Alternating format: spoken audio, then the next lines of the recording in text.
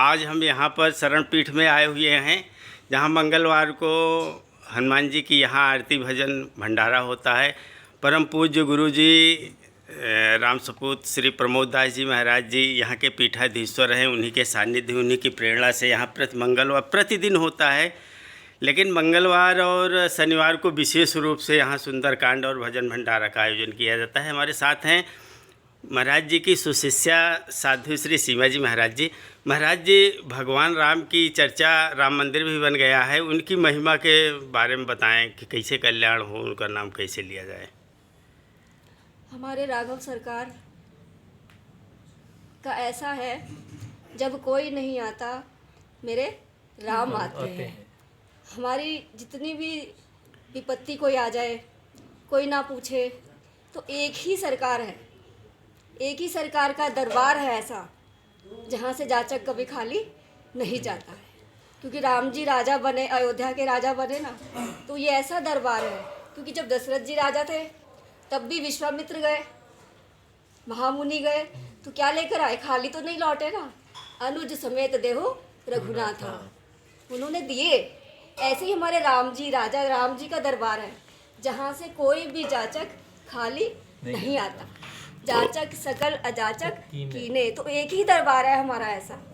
बोले राघव सरकार की जय। हमारे परम पूज्य गुरुदेव जी महाराज जी हैं, जिनके सानिध्य में सारे कार्यक्रम हो रहा है। पीठाधीश्वर हैं मथुरा, वृंदावन, गोवर्धन जी के भी। तो हमारे साथ हैं उनके परम सुशिष्य श्री व्यास जी महाराज जी।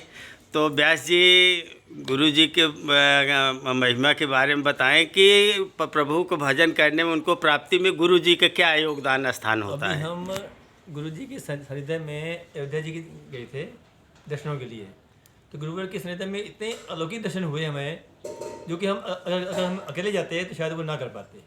ये हमारे गुरुवर की ही महिमा है कि जो उन्होंने हमें इतने अलौकिक दर्शन करवाए, हनुमान जी के भी और रामलला के भी।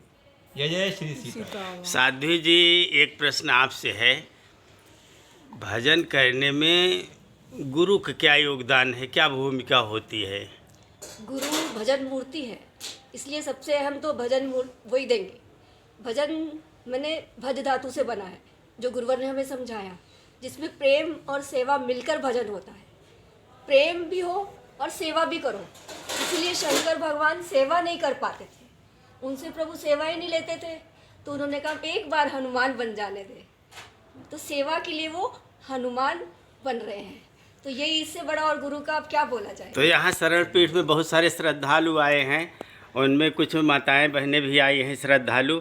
ये हमारे साथ हैं आशा जी। आशा जी, यहाँ आप ज़्यादातर प्रतिदिन आती हैं इनके भजन पूजन समारोह में, तो यहाँ आपका किस प्रकार से आत्मिक संतोष, कल्याण, विकास होता है, क्या शांति होती है आपको? मैंने यहाँ पे आके गुरुदेव से बहुत कुछ पाया है। अपने जीवन में खुशियाँ, हर प्रकार की समस्या का समाधान प्रभु यहीं पे कराते हैं। और जो भाव इतने तत्व थे कि गुरुदेव के बारे में लोगों ने डरा रखा था कि हनुमान जी को नहीं छूना, ऐसे नहीं करना, लेकिन जब से हम प्रमोद दास जी महाराज की शरण में आए हैं, साध्वी जी की शरण में आए हैं, तब से हमने गुरु जी को पकड़ लिया, गुरु जी के चरण पकड़ लिए। और हम तो यही कहेंगे, प्रभु के से प्रार्थना यही करते हैं कि जन्म जन्म का साथ है हमारा तुम्हारा, करेंगे सेवा तेरी, पकड़ो हाथ हमारा। और एक मेरे गुरुदेव की एक लाइन है, मैं तो अपने जीवन में यही लाइन उतारना चाहती हूँ, और मैं सभी प्रभु के भक्तों से यही कहना चाहती हूँ कि जब तक ये सांस चलेगी मैं राम नाम गुण गाऊं, सपने में गुरु को देखूं, जागूं तो दर्शन पाऊं। बस मेरा हृदय, मेरा तन मन धन सब कुछ गुरु के पास है। हमने गुरु से ही सब कुछ सीखा है, गुरु से ही सब कुछ पाया है।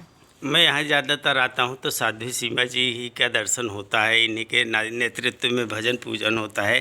तो साध्वी जी के बारे में दो शब्द कहें। साध्वी दीदी, एक मैंने अपनी सीता माँ को नहीं देखा, लेकिन साध्वी दीदी के अंदर और गोमती दीदी के अंदर भी मैं आपको जरूर बताऊंगी कि इनके अंदर मैंने एक माँ का रूप देखा है। मैं क्या दूरी, मैंने सीता माँ को नहीं देखा, लेकिन इनको देखा है तो मुझे अपनी माँ नजर आई है। साध्वी जी, भक्तों को क्या आशीर्वाद देना चाहेंगे? तो हमेशा प्रभु के चरणों में लगे रहो और गुरु का इतना सम्मान करो, क्योंकि मेरे प्रभु ने मुझते अधिक गुरु ही जिए जानी, अपने से भी ऊपर गुरु को रखा है। मोरे मन प्रभु अस विश्वासा, राम ते अधिक राम कर दासा। और हमारे गुरुवर दास हैं और वो यही कहते हैं दास बनो। हम तो दास हैं, दास कहाएंगे और राम चरणों में बलि बलि जाएंगे। जय सिया राम। जय श्री राम।